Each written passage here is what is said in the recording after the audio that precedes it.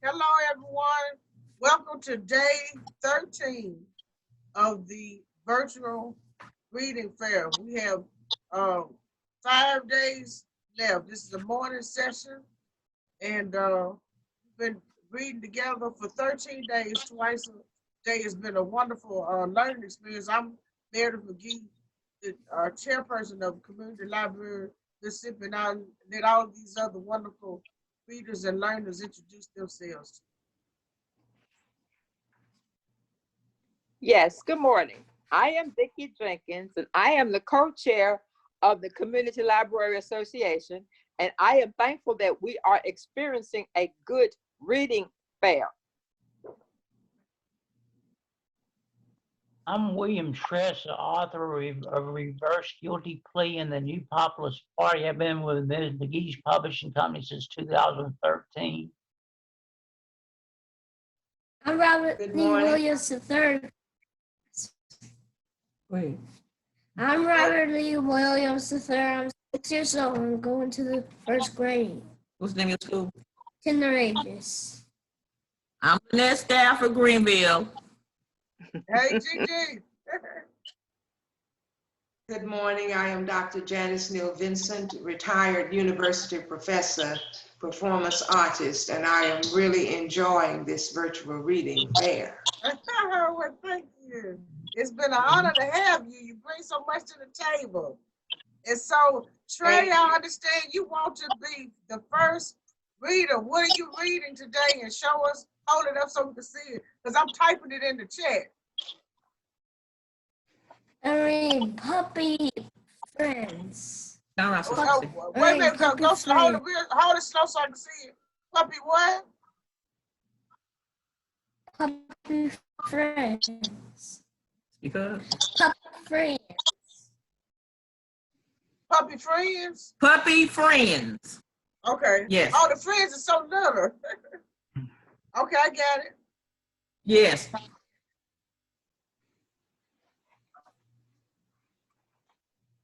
Who's the author? I'm sorry. Okay. It's written by can you say K.R. K.R. Knight. Knight.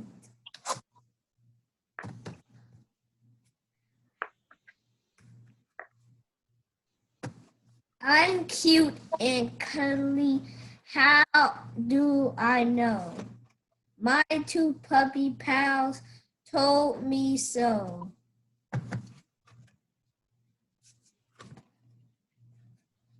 Hold it up.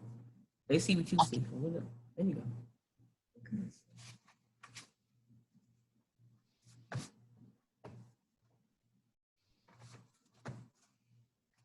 I'm just a little puppy who likes you. I didn't know it was your favorite show.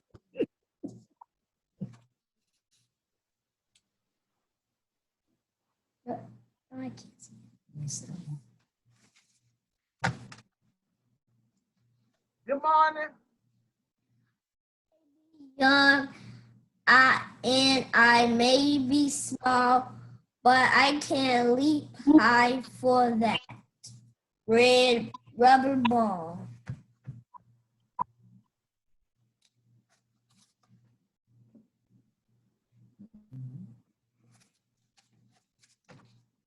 Oh, did you just see it?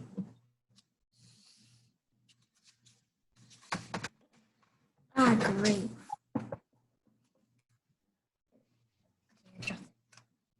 Reverse it. All right. Let me see. That's it. That's it. No, it's not. Yeah. I need a home. May I live with you? Oh, and by the way, is there room for two?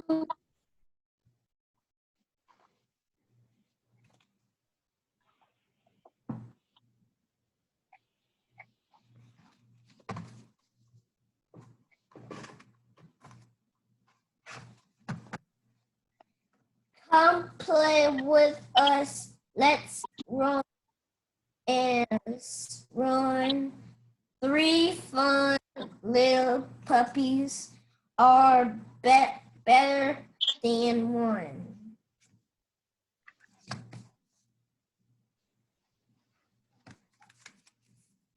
That's it. Okay. So, Hey, D. Trey, could you tell us about at least 2 things about the story about the puppy friends? Yes, there was once a puppy, and then they went to have some home to live. They want a home to live, and then there were like 2 puppies first, like 1 puppy first, then 2, and then 3. Okay. Oh, good morning, Harry. Do you want me to? Morning. Good Good job. Good morning. Good job. Good to see you. Now, Harry, do you want me to read and then you read? Yes, ma'am. Okay, then. Well, I'm gonna read about 3 paragraphs from the sheet, and let me type it here.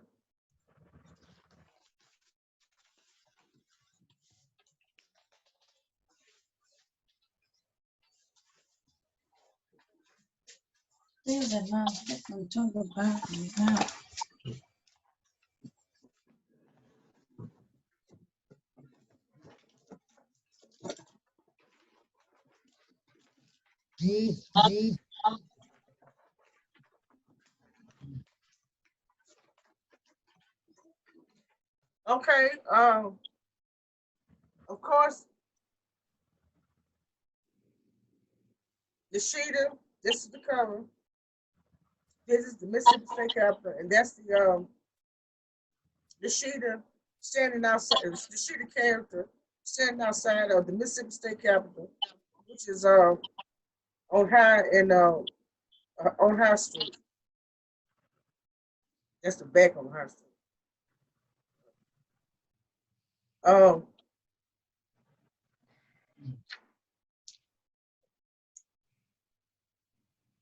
So yesterday we left off talking about Governor James Bartleman. Y'all see his picture? I guess that's a picture of him from like 1903 or something. But when we left out, we realized that he actually founded the Greenwood Commonwealth newspaper in 1896, and that paper is still in existence. Okay, so here we are right here. His office placed regulations on large companies. He fought against the convict prison lease system. He was against prisoners being leased to plantation owners and the railroad. He was against companies working children long hours. He was very popular with small farmers, poor whites, and the Populist Party movement. However, business persons who owned or managed large companies did not like Governor Bartleman.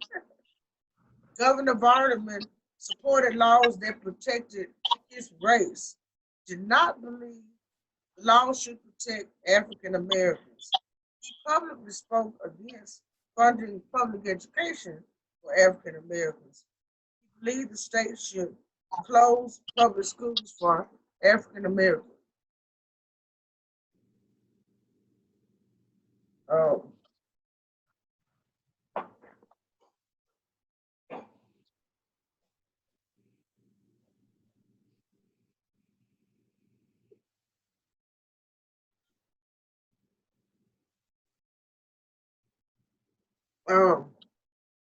Mama said African Americans paid taxes that the state collected.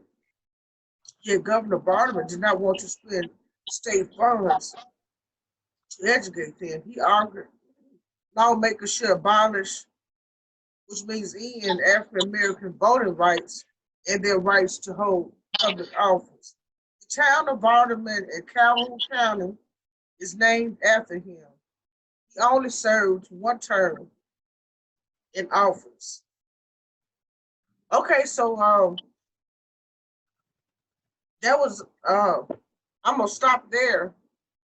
But Trey, can you tell me anything that you learned about Governor Vardaman from the reading? I learned that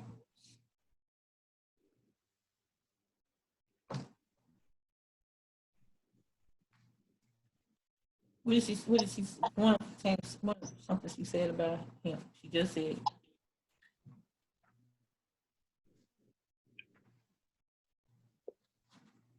can't think of anything? you know, Oh, okay. But William, Well, you you just wrote said, a book, The New Populist Party. And Yeah, he was. Governor Vardaman was a you big could say some supporter people like of him and the some people didn't. original populist movement. Now, when you did your research about that book, there were black farmers that were a part of the original populist movement from the 1890s, right? Yes, and Barnum was for small farmers. Instead of corporations and the railroad. Yeah, I made him a populist, considered a populist.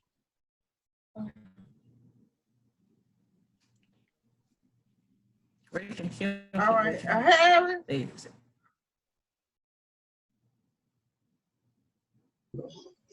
Yes, ma'am.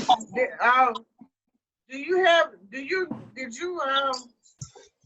anything that you could say one thing about Governor Vardaman?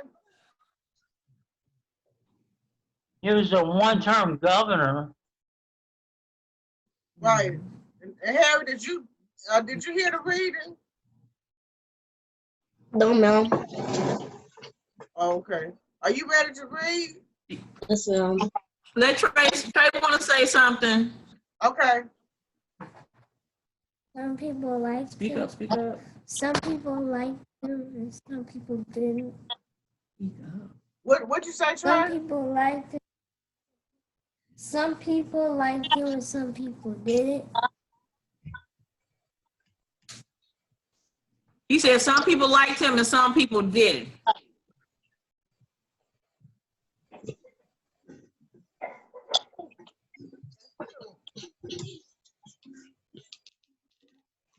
Harry, you ready to read?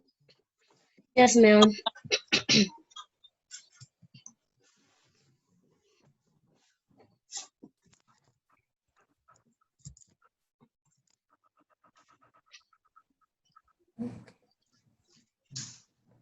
Pick up Nick.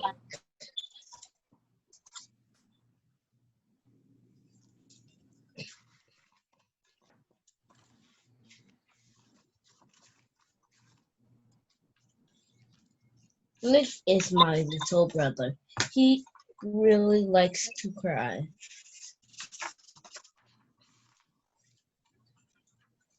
Poor Mom said,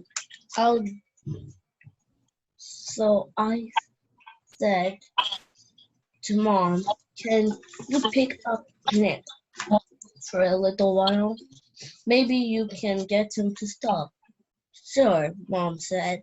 I'll like to try. But Mom had no luck. She said to Dad, can you take Nick for a little while? Maybe you can get him to stop. Sure, Dad said. I will try to.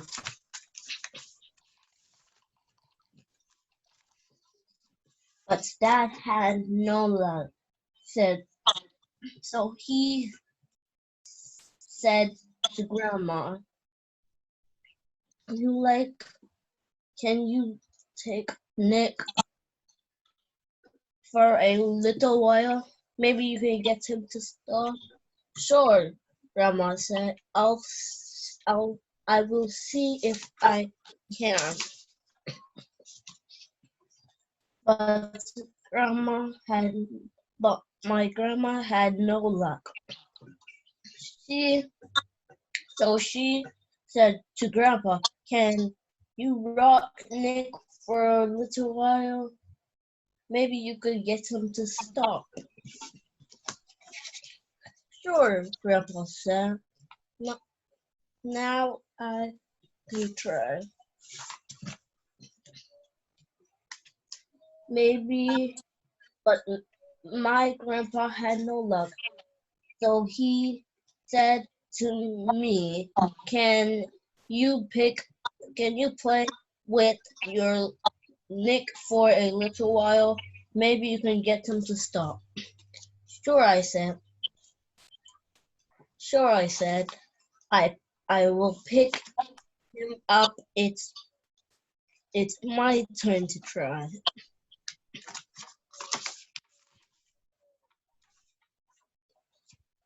Try not to cry, little Nick, I said. It's okay. Mom, Dad, Grandpa, and Grandma and Grandpa all came into the room. "You did it," they said. "You got him to stop." "And look," I said, "I even got him to smile." The end. Very good. Okay, could you just tell us, Yes. Good job. can you tell us 2 things about the story, the character Nick? He was a baby and he cried a lot. That's 2 things.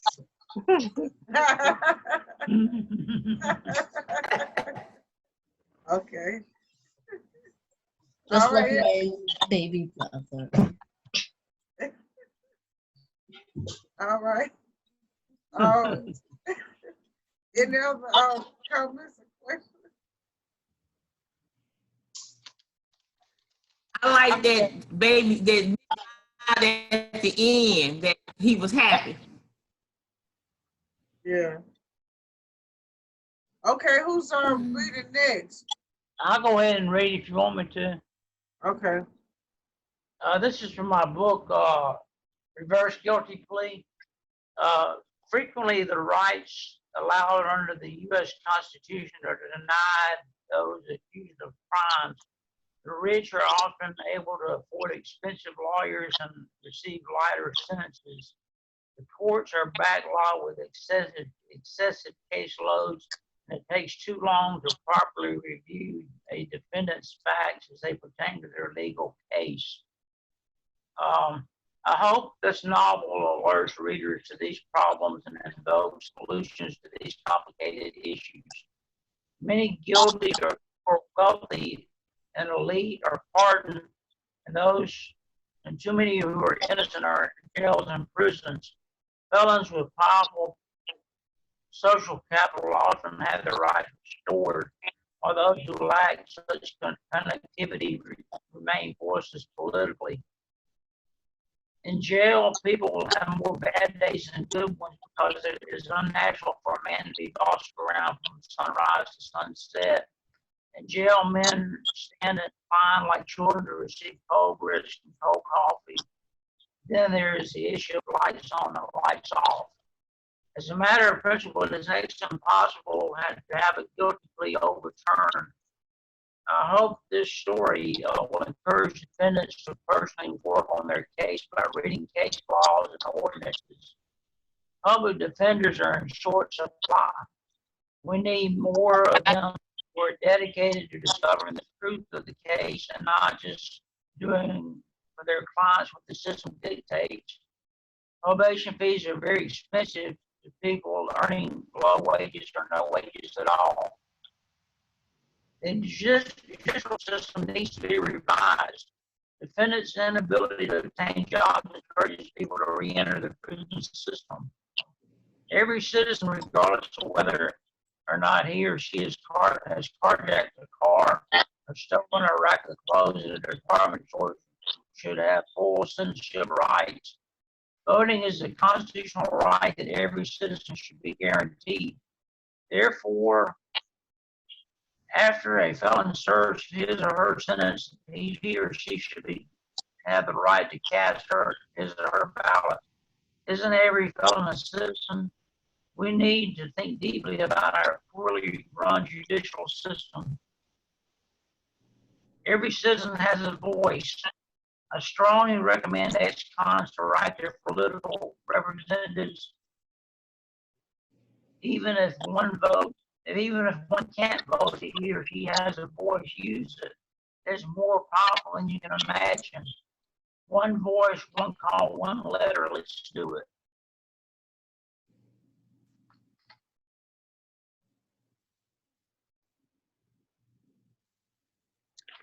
What part of the book was that? A lot That of you times read, people William? don't know that.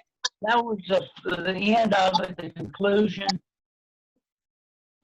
Oh, I see. I see. So William, you were really talking about the public defender's office and it was more needed. And basically that if it was the money, the court system is on money. The ones who have more money get better court services and better judges, trials. And those that they are lacking. They don't get the proper lawyers, the services, the sentences due to the lack of money for the lack of a good lawyer and representation. It's a plead out system where the person who has a public defender almost automatically pleads out, you know. It's not really based on whether they're innocent or guilty or not, you know. So a lot of times people who are felons or who have a record don't realize that you can vote. You just have to make sure your offense is not one that keeps you from voting. And they automatically think they can't vote, but they need to check with the circuit clerk's office, not with your friends, not with your neighbor, but they need to check with the circuit clerk's office to find out if they are eligible to vote. One thing that's difficult for a convicted felon if they're poor already is to get a job and pay their probation fees once they get out of jail. You know, sometimes they end up back in jail or prison because they can't pay their probation fees. William, can you read the list of the felons that are purged a person in Mississippi from voting? This might be passe, it might have changed, but here's what it was in 2013. It was murder, arson, armed robbery, bigamy, robbery, embezzlement, extortion, felony bad check, felony shoplifting, forgery, larceny, obtaining money or goods under false pretense, perjury, rape, receiving stolen property, robbery, theft, timber larceny, unlawful taking of a motor vehicle, statutory rape, or carjacking. Okay, I was listening to 90.1 the other day, and there was some prison advocates on there, and I learned something. I didn't know that manslaughter is not one of those charges that purges you from voting in Mississippi. And really?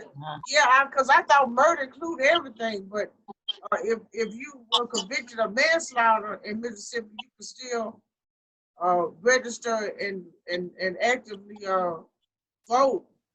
And of course, the drug, if you've been convicted of any drug charges in the state of Mississippi, you can register and vote. So I thought that was, it's surprising because a lot of people don't know that the people should be constantly educated on that, especially in Mississippi when you can't. The only way you can get your rights restored is to go through the legislature, and they've only restored about 4 people in 10 years, I understand. So it's things not have like improved in some respects for convicted felons because they've expanded the list of things you can get an expungement for. Oh, they have? When they do that? About 2014, somewhere in there, they expanded the list, you know. You can get an expungement on more crimes than you used to get, you know. Yeah, now how much does a lawyer cost for a sponge? It's pretty expensive. You can get a low cost one that isn't too bad, you know. Okay, well, thank you for your reading, and who's next? Well, I guess we're gonna learn some more about the history of the soldiers, black soldiers. Oh, well, give me the name, Vicky, and hold it out. The history of the black soldier. Toby Ingram.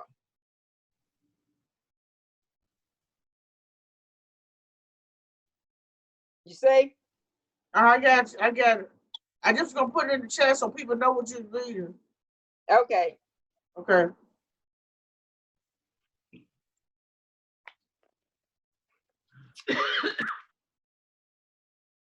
During the Revolutionary War, was a third Black Regiment was formed, which was made of 545 Black Haitians who came to volunteer, who came to America to fight for Americans. Among those Haitian soldiers were 12-year-old Henri Christophe, who later became Haitian king, and Jean-Baptiste Ballet, who later became Haitian diplomat. During the war, Black soldier and spy Pope Lamb sided with the great General Anthony Wayne for the capture of a Stony Point. During the war, the most important American generals, Washington, Lafayette, Trudeau, Cardiaco, had Black orderlies, which were entered into the most important confidential military information. During the war, Richard Allen, a Black soldier, served as wagon driver for the American Army. At the end of the war, he organized the Free African Society of Philadelphia in 1789-81. During the war, approximately 5,000 Blacks fought for America. 3,000 Blacks served in the Continental Army. 2,000 Blacks served in the Continental Navy. During the Revolutionary War, the British first began enlisting Blacks in their army as a means of depleting American resources and crippling the economic system in the South and bolstering their own manpower needs. The first Black regiment of the war formed by the British was known as Lord Dunmore Ethiopian Regiment. Desperate measures were taken by slave owners in the North, and the South prevented the slaves from joining the British Army during the war. Despite all of the efforts by slave owners, many Blacks got through. The British Army used Blacks to perform duties as laborers, orderlies, wagoners, scouts, soldiers, spies. Ty, an American Black soldier who left many raiding parties in the British to form the Continental Army because of the daring raids. Blacks fought bravely for the British for the first battles, and the last many died. The effects of the Revolutionary War on Black soldiers who served in the Americans. The Blacks served with the Continental Army, who had become promised freedom at the end of the war and then received it. There were few cases where masters who had freed their slaves and tried to reclaim them after the war. Some slaves won their freedom by performing the special acts of the service and bravery. But many slaves who fought for Americans had been given no promise of freedom and they returned to slavery at the end of the war. The effects of the war on the Black soldiers who served for the British. Thousands of Blacks who fought for the British departed with the British and were taken to places under the British control: Canada, Jamaica, Nassau, Europe, and they started new lives, freedoms as Black men and women. Thousands of men who served with the British fled America on their own, headed for Canada and East Florida. One group, 300 Black veterans, decided to remain in America. They called the King of England soldiers and band together and armed a village in Georgia, backwoods, declared themselves ready to fight anyone who came to enslave them. All the Black soldiers who served with the British got safely away. Some were abandoned. Others were captured before they could evacuate and return to their former slaves, holders, masters. Historical records reveal that some of the Blacks that fought for the British escaped from the West Indies to legally seize and who legally seized and sold slaves, and in some cases helped with other British protectors. Other effects of the effects of the war on Black soldier. The slaves were freed for certain instances given bounties. Organizing renewed their efforts and abolished slavery. Religion organizers began to accept Blacks into their membership. The Southern way of life became more dependent upon Black slave labor as the nation began to grow. The Revolutionary Army, Revolutionary War. Okay, Interesting. Vicky, I'm learning every time you read this story. So, you said in 1781, 5,000 Blacks fought in the American Revolution? Yeah, they did. They fought in there. They fought, just a second. 5,000 Blacks fought for the Americans, during the Revolution. 3,000 Blacks served in the Continental Army, and 2,000 Blacks served in the Continental Navy. Oh, I get you. So, how many Blacks left here and obtained their freedom for switching sides? They went and fought with the British against America. They fought with the British against America. The British gave more freedoms than Americans did. And when I know how many was it? It went to Canada and different places. It did not give an exact number, but it was over 500 to 1,000 who got their freedom from the British after serving in the war. And Dr. Vincent said that your story reminded her of Langston Hughes' poem, "The Colored Soldier." And what it reminded me of was the Star Spangled Banner, which I think was a poem. The verse that talked about can you speak? Negro freedom and I can't remember the verse. It's the verse that we all don't like. The reason why Kevin is talking nearly. But anyway, I thought about that too. That's it's a lot of history on that whole period there. Yeah, because that's where supposedly that is where the July 4th Independence Day,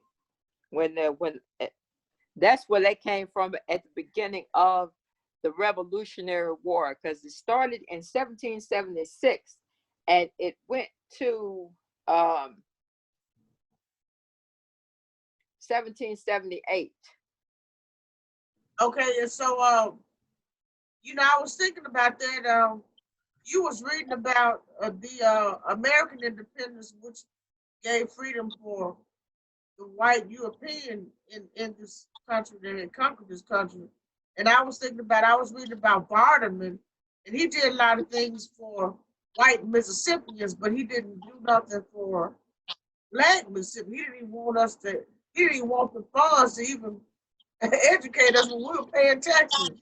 And so it was ironic that 1776, and then you go up to 1903 or whatever it was when he became the governor, and then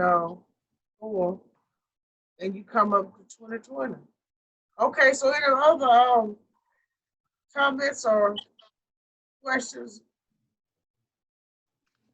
I thought that Well, I was just- very, That's- very interesting. I didn't know that about the African Americans fighting for the British, and I guess I shouldn't be surprised that black men were freed to fight, and then as soon as the war was over, they were enslaved again.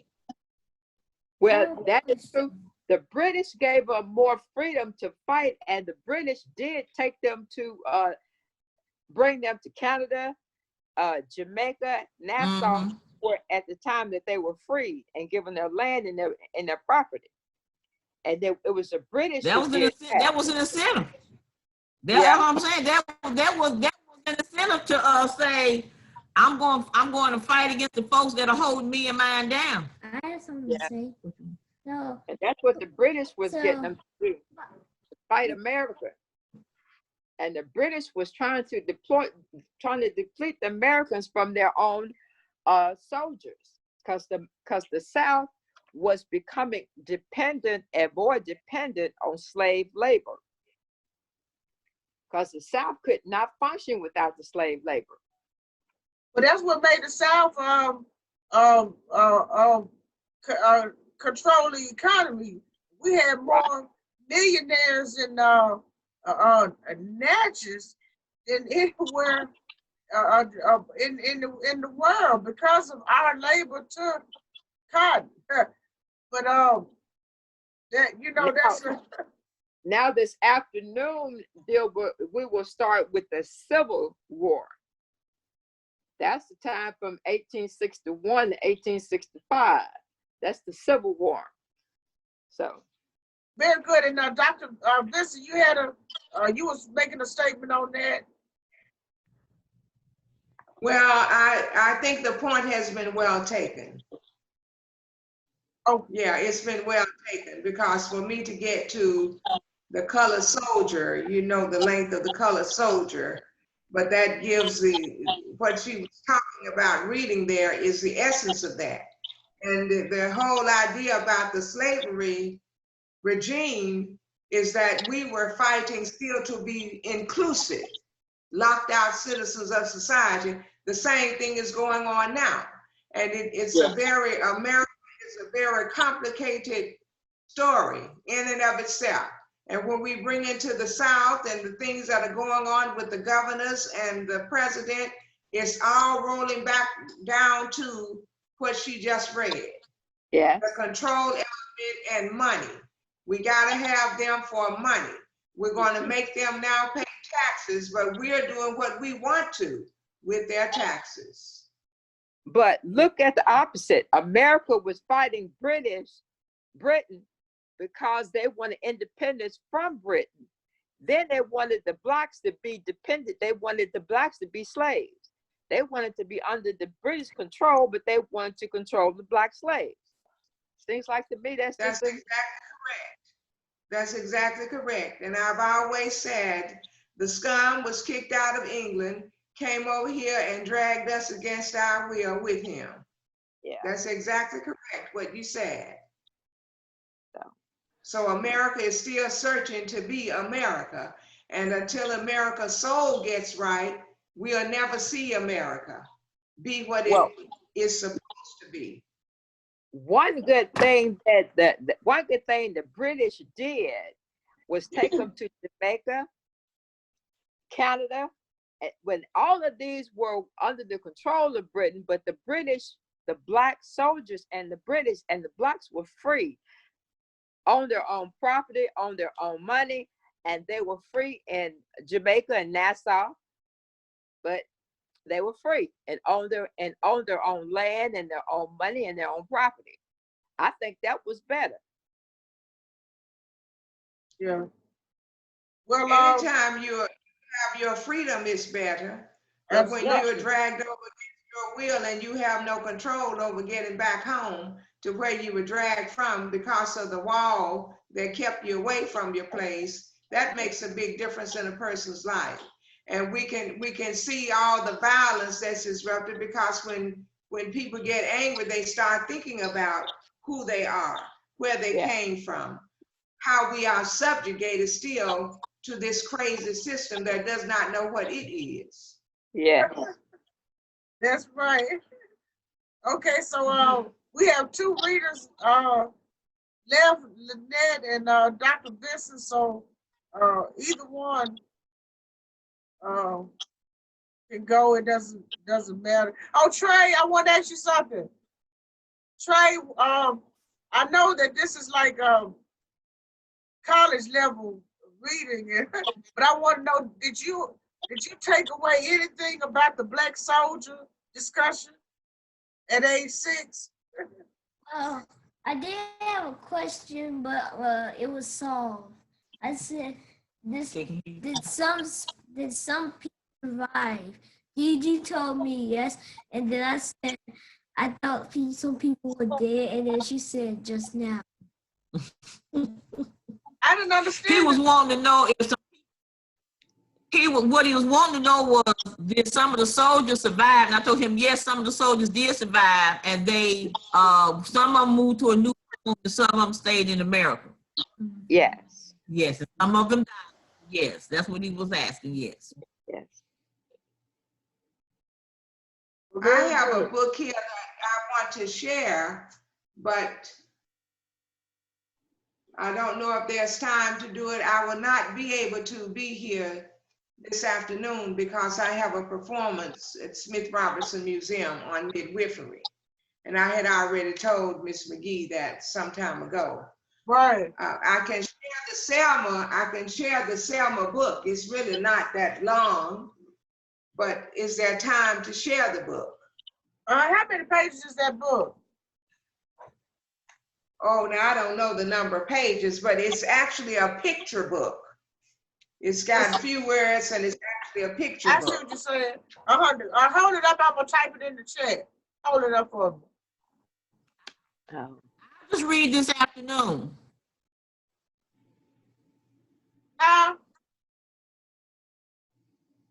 I'll read this afternoon. Okay, go. Yeah, go ahead and read the whole book to us. Okay. That's a. I like that choice, Selma. Yes, this is being in the movie Selma. So the person I'm reading about is Jordan Rice, Christina Rice. Oh, but let me ask you something. What time is your performance at the Smith Robertson Museum? It's at 4 o'clock. And 4 o'clock. It's open to the public, or they have a limitation on seating?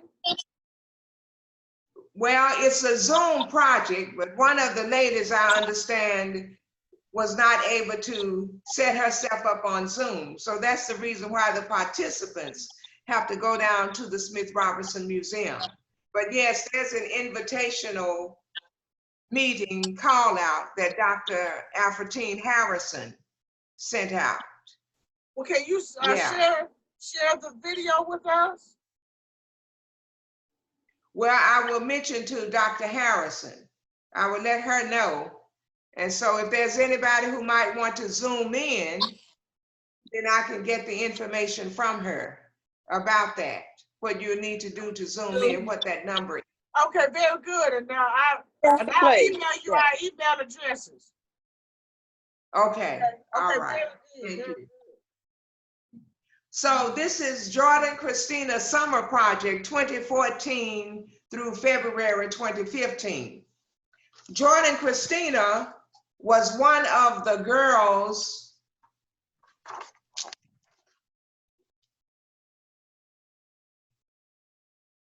can you see it? Who was coming down the stairs at the very beginning of the movie. So we go to Birmingham to the 16th Street Church where the bomb was there, and she was one of those girls, her character rather, was one of those girls that was killed in the bombing. Selma won the Oscar song. And I think this was a song about one day it'll all be over one day. I can't really remember the title, but Commons, I think, was the one who was singing that song, Selma. So Jordan says, I auditioned for Selma with friends from the Youth of Atlantic Ensemble. We got all dressed up in our 4 little girls' dresses and went down to the audition. We didn't even know it was for an Oprah movie.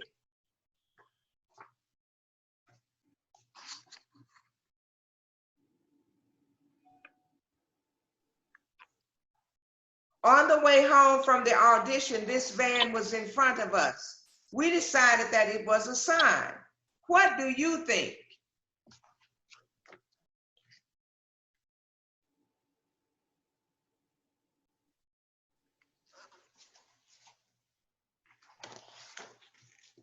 It was for getting fitted for a wardrobe.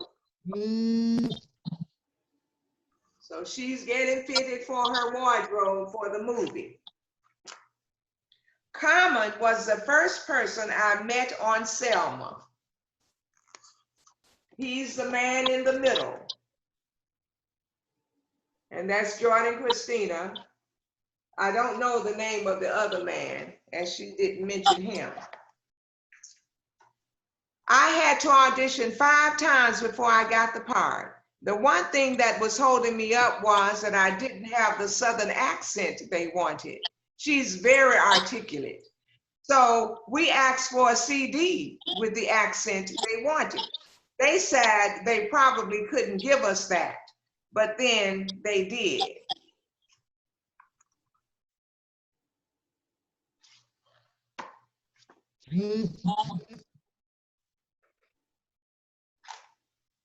Arriving at my trailer. She had her special area to go to, and it was all dolled up for her.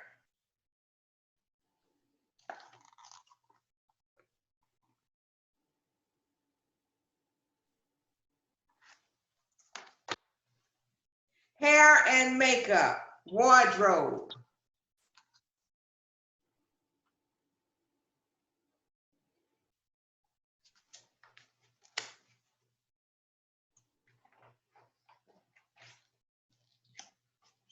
And the wardrobe continues here.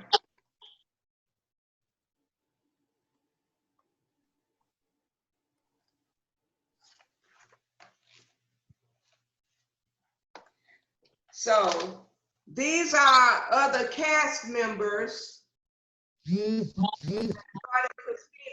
was part of in the Selma movie.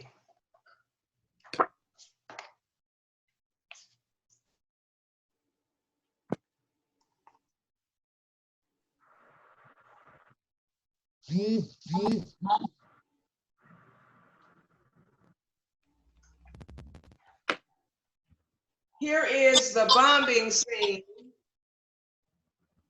That's Jordan Christina in the middle.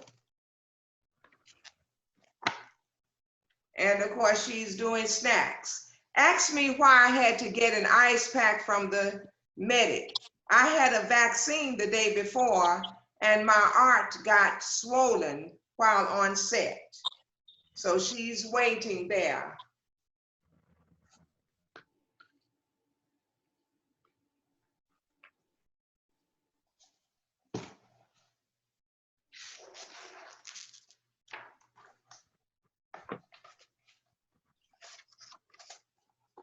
other photos of her and the cast members.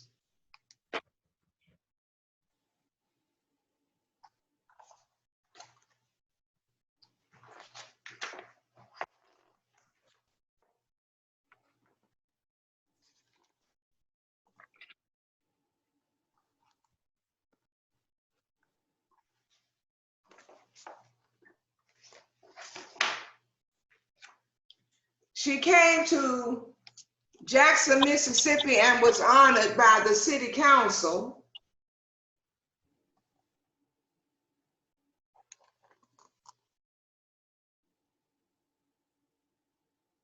Different persons from around came and were there with her.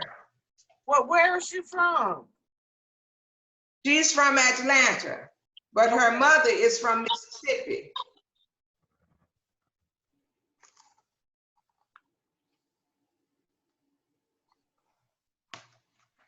She visited Power APAC and she talked to all of the students and the teachers there. They had her on program and they were asking her lots of questions about what she had learned about the Selma movie.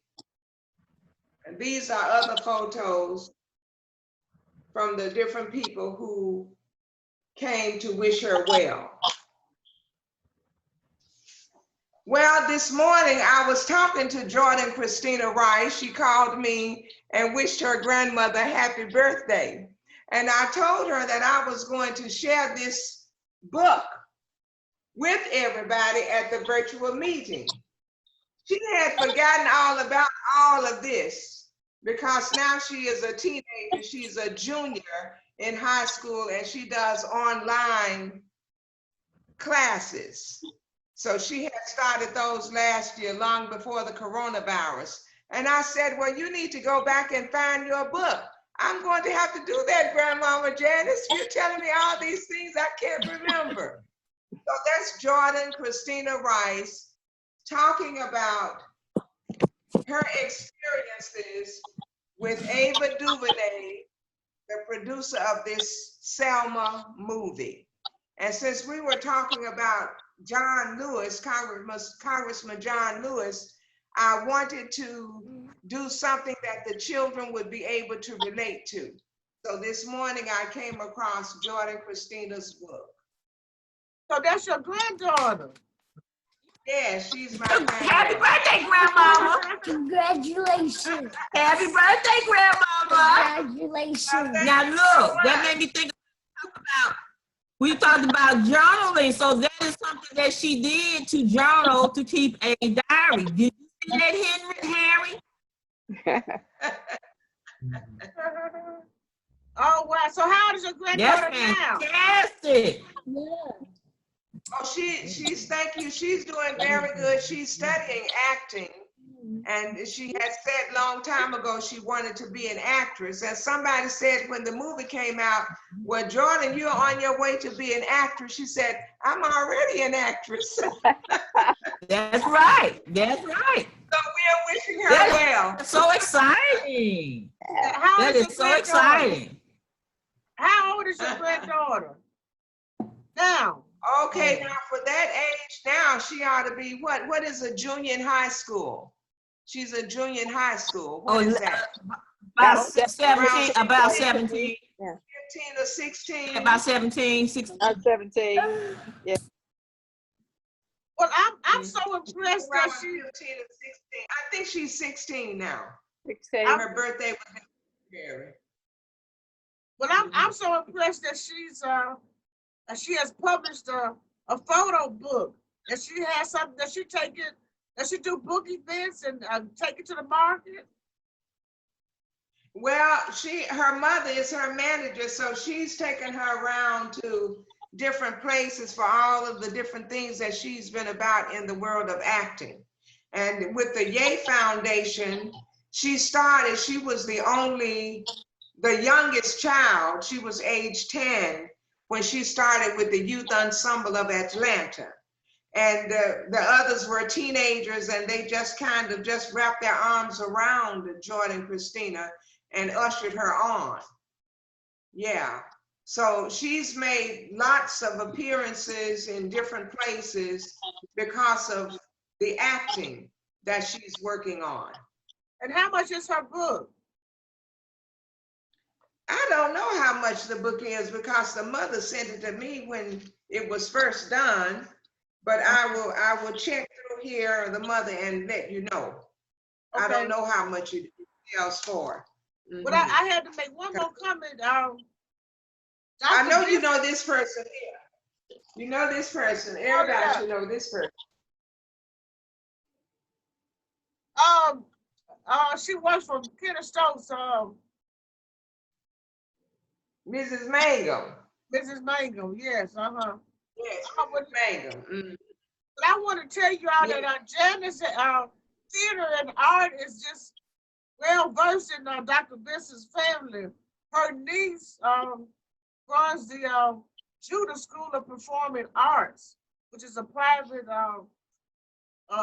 a school of theater. Is it in Madison? Pardon? It's a Judah School of Art in Madison originally. I didn't hear what you said about it. You were asking a question. The Judah School of Art, is it in Madison originally? Oh, no, it's in Ridgeland. It's in Ridgeland. And as a matter of fact, it's behind McAllister. When you pass McAllister there in Ridgeland, you go straight back, and that's where Judah School of Performing Arts is, next door to WOAD. It's next door to WOAD. Oh, that by Pear Orchard? Yes, Pear Orchard. Oh, I didn't know that. But anyway, I went to one of the events that her niece put on me and my husband about maybe 4 years ago. It was a Black History event. And we were just stunned how it was a stellar act of young people performing. They had all of the costumes. It was just first class, top of the line. And we was like, wow. You know, it was just so amazing. And last year, I went to one of the performances at Richland, Jackson Academy, and I was Dr. Benson's guest, and with her sister, and her sister had been my late cousin's school teacher at State Andrews. But anyway, that's amazing how you all are so versed in the arts. You guys, and you know, well, who was the first person in your family to get involved in arts? I taught Monica and different ones at Greater Blair Street Church. I taught them drama and moved on from there. And they caught on. Monica started with dancing at Greater Bethlehem Temple from a child up, and she continued. And that's where you see her now with her dream. That's one of her dreams that she wants to come to fruition. Well, thank you so much for sharing that. And congratulations on you know, your family legacy. it's Thank you. Now her name is Jordan Christina. Yes, Jordan Christina Rice. Jordan Okay, Christina. then. All right. And All right. you can find her out there on Facebook and YouTube and different things. Plug her name in. I googled Jordan. the book. Pardon? Okay. And I looked up the poem, The Colored Soldier. So I have some more reading to do. Okay. And yeah, The Colored Soldier. I love that about the boy and his brother. Yes. I pulled it up. Okay. Well, I wanted to make just one observation. I was thinking that when school starts back, it looks like there's really a push for it to be virtual, and really, what we're doing is what Harry and Trey may have to do when school starts, and I see that Trey is he's really been very attentive in the meeting. I guess when it's a teacher involved, being attentive in the Zoom, being alert and participating is going to be very important. And so that's I know this is a whole nother world, but in the class you have to be alert and sit up straight and participate. And in the Zoom, it's the same thing, except for it's online. And I think that this is good practice for us all, because we're living in a modern world now. Yes, and Yeah, we this is something different. I can see where, in my own self, I can see where Trey is getting better about it, because this is his first time. Well, this is my first time really doing it too, but I've had a little bit more experience. But you know, this activity is his first time doing Zoom, and he enjoys it. And this is what I get every Gigi, we gonna Zoom. Gigi, is it time to Zoom? Well, if I say it's time to Zoom, he got his book and he done set up in his own little station. He ready. yeah, it's been great practice, and even with the leadership from Harry and Trey both opening these sessions and closing the sessions, and they might can help be some teacher aides or assistants with this when they Well, I can just imagine where they'll be in the very near future, because they are developing leadership skills.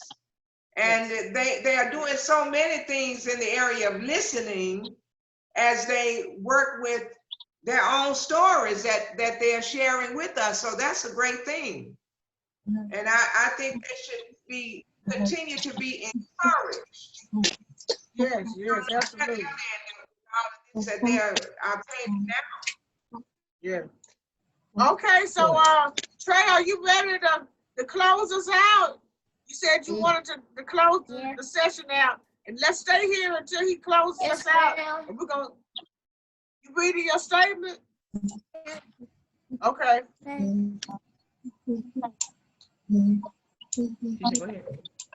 Thank you for joining us today. Please join us at 11 a.m. Central Time On Monday. Thank you. It's at 2:15 today. The next one is at 2:15. I'm Oh, that's okay. Well, thank you. And I'm going to upload the videos and see anybody who can at 2:15. I look forward to seeing your performance, Dr. Besson. All right, thank you. Good day. I'll see you at 2:15. You'll be back at 2:15? Yes, Okay, very good. I look forward to your reading. Okay. Okay, y'all have a good day at 2:15. I'll see you again. Okay. All right. Bye. All right. Bye-bye. Okay.